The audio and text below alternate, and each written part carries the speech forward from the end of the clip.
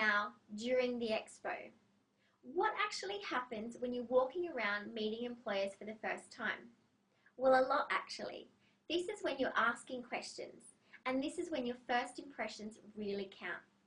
So let's look firstly at what to wear and what you need to take to the Careers Expo. So, what you're wearing. Always dress smart.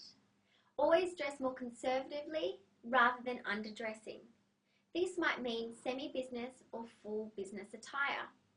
Please don't turn up in thongs and unclean hair. Employers do expect it that you do make some effort when meeting them for the first time. As I mentioned earlier, it is very much the step before a face-to-face interview. So always make sure you wear your name tag, which basically outlines to the employer what degree you're studying and what year you're in. This is valuable information for them. Make sure you take a copy of your business portfolio or your resume and cover letter. You may not need to hand this out to employers, so it's best to have it in a bag. But if an employer asks directly for it, you have it on hand to give to them. You might also want to think about creating a business card. This is a small card outlining your name, your degree, what your interests are, and your contact details. They're obviously small so you can keep them in your pocket and you can hand out to those employers that you do have a lengthy conversation with. Make sure you take a pen, some paper to write down your notes, and be organised to capture the detail and information that employers give you. For example, if you have a 4 to 5 minute conversation with an employer, I would expect you to take down some notes. This information is valuable when you're applying online through the application process. And the employer, if they're reading through your application, might remember the conversation with you. Always make sure you have a positive attitude and you have confidence when meeting employers for the first time. With regards to your application process and also asking for a business card, it's essential to make sure that this information is based on your judgment. So if you're asking for a business card from an employer, make sure that you've had a lengthy conversation with them. If you've had a 30-second to a minute conversation and you automatically ask for a business card, the employer may say no. So be mindful and use your discretion in this situation. Next, let's look at creating the right impression. As I mentioned earlier, first impressions really count. Let's look at your eye contact. Shaking someone's hand for the first time is so important. Being able to firmly shake someone's hand, look them in the eye and smile really sets the tone.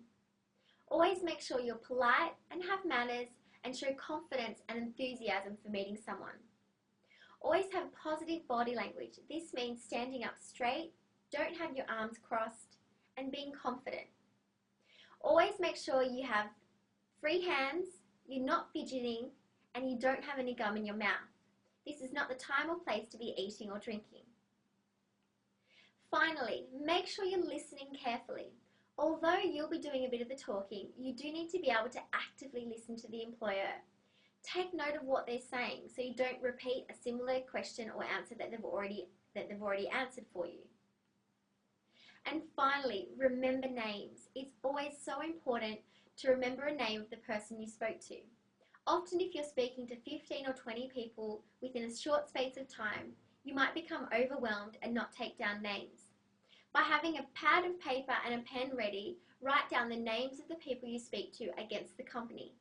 When it comes to applying for that application, you can certainly say that you've met one person from a particular company. And again, this will help you stand out from other candidates. And always asking for a business card. It really is up to your discretion, as I mentioned earlier, to write down the name of the person that you've also spoken to. The least desirable characteristics when meeting graduates for the first time. This information was taken specifically from recruiters at our career fair, and they cover a number of areas. Often it comes down to your attitude or your lack of work ethic, your lack of interpersonal and communication skills, not being able to confidently talk to someone and begin an opening sentence, your lack of commitment, your lack of drive or motivation, your inflexibility, to adapt to different challenges or change within the organisation, and your poor or inappropriate academic qualifications. Making sure you have strong emotional intelligence and you are self-aware and self-confident.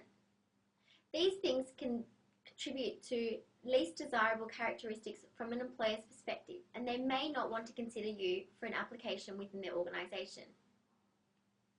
So, let's think about some questions recruiters may ask you. So what kind of work are you interested in doing? You do need to have a response to this answer. It may be difficult if you're still at university understanding what employers do, but this is your time to ask questions back. In answering these questions, you might say that I do have a strong desire to work in audit, taxation. I'm not quite sure between the two of them, but I'm doing some more research to discover what I really like about each. You might show your passion for each of these particular areas, and the employer might be able to assist you in deciphering what area is best for you. You also need to think about why you like to work for that particular company. This is where a genuine, authentic response comes into play, showing you've done your research. They might have some particular big clients that they've worked on, or they might work offshore in different geographical locations. They might have a great culture and environment for new staff coming into the business, and really support staff that have been there for a number of years. Always be able to talk about the activities that you've been involved in on campus. These might include extracurricular activities including volunteer work, working with clubs or societies. You need to be able to talk about these things at length and provide evidence or clear examples where you've shown a particular skill. This is really backing up and supporting your responses. Always be honest and accurate in your answers, and please don't make anything up to impress the employer. It always does come undone if you do. And often employers will want to know where you would like to end up in 5-7 years' time.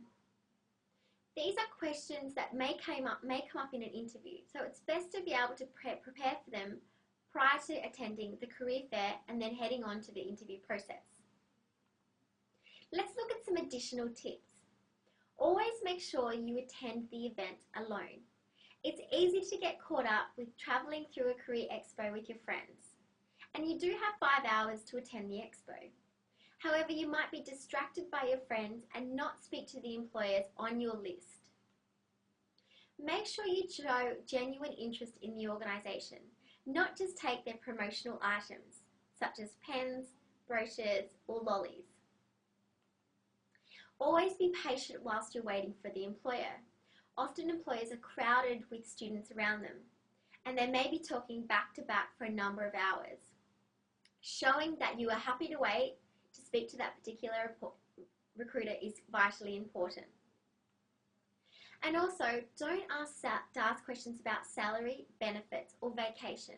It really isn't the time to ask these types of questions. And you will find out this information later on in the recruitment process if you are successful. This is not the reason why you would apply to an organisation. There are other reasons, which include the type of work, the type of clients, and the organisation as a whole. And always make sure you thank employers for their time. Always show your appreciation for them giving up 3 to 4 to 5 minutes to spend with you and answering your questions. It really is a small thing that goes a long way. After the expo, let's hit that next.